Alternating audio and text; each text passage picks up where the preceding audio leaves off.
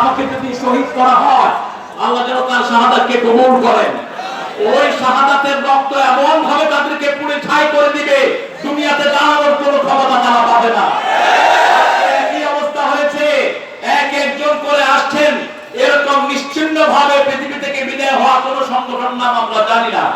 নেতাগুলো আগের রাতে হাঁটতেছিলেন বীর বিক্রমে শূন্য সামন্ত নিয়ে, পরের দিন সকালে দেখে নিজের বাচ্চাও নিজেকে আর সালাম দেয় না। এটা হয়েছে আমাকে ঢাকা মহানগরী উত্তরের সভাপতি মাওলানা সেলিম উদ্দিন বলছিলেন, তারেক ভাই, এতদিন আমরা মুখে লাগাম লাগিয়ে হেঁটেছি, আর এখন ওরা লাগাম লাগানোর সুযোগ পায়নি, ল্যাংটা হয়ে দৌড়াচ্ছে। নারীমস ছেঁচেও তো কুল পাওয়া গেল না।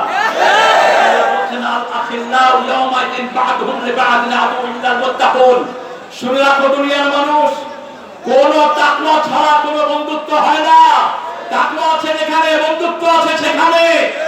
একজন মুত্তাকি আরেকজনের জন্য ঢাল হয়ে যায়, কিন্তু হারামখোর ঢাল হতে পারে না। আইন মন্ত্রী যখন ধরে নেয়, পুলিশ চিনে নেই, বসে আছে দরবেশ, কারণ দরবেশের দাড়িও নাই, মোছো চুল কি হয়েছে, চুল জুতার কালি দিয়ে কালো করে দেওয়া হয়েছে। কিছু দূর আসার পরে ওই আনিসের মনে হলো, ভাই আমার সাথে যিনি বসেছিল উনি আর কেউ না, দরবেশ লানাতুল্লাহি আলাইহি। পুলিশ এসে তাড়াতাড়ি করে, আপনি সেই দরবেশ যিনি মাত্র 96-তে মাত্র 10,000 কোটি টাকার শেয়ার বাজার থেকে লুট করেছিলেন। এই সমস্ত জালেমদের ফাঁসি হবে এই বাংলার জমিনে। এরা যেন কোনদিন আর পা তুলে দাঁড়াতে না পারে। মুমিনের দূরদর্শিতা থেকে বাঁচো, তারা আল্লাহর নূর দিয়ে সামনে থাকে। একটা কথা এদিক সেদিক হয়নি, এক বছর আল্লাহ সময় দেয়নি, তার মধ্যেই তাদেরকে ধুয়ে মুছে আল্লাহ সাফ করে দিয়েছেন। আমাদের সামনে এখন একটা মাটি, একটা জায়গা, কোন জুলুম যেন আমরা না করি।